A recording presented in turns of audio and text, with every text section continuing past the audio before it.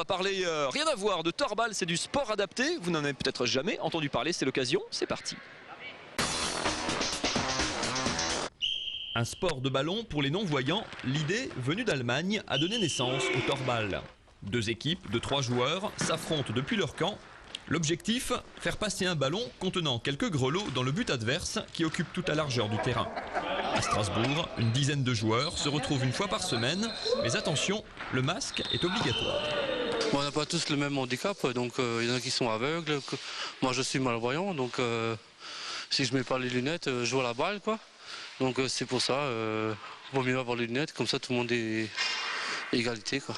Pour éviter les rebonds qui compliqueraient la chose, le ballon doit rouler au sol, sous des câbles tendus au milieu du terrain entre les 2 camps. Et comme tout se joue à l'oreille, les joueurs ont un adversaire en commun.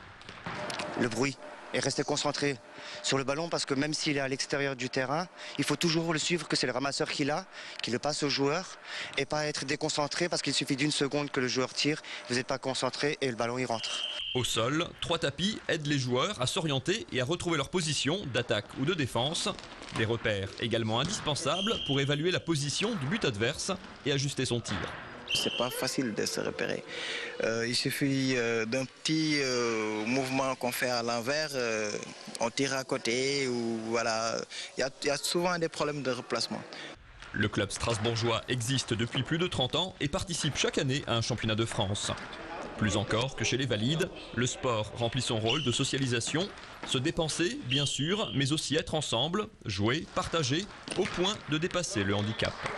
On est sur le terrain, on est comme les autres, sauf on est privé de la vue. Et puis moi personnellement, quand je suis sur le tapis, je n'ai jamais pensé à mon handicap parce qu'il n'existait plus. Et on prend beaucoup de plaisir et puis on oublie un peu son handicap en fait, pendant 2 heures. Un plaisir qui a également ses contraintes. Les non-voyants ont ainsi toujours besoin de ramasseurs de balles et d'accompagnateurs pour profiter pleinement de leur sport.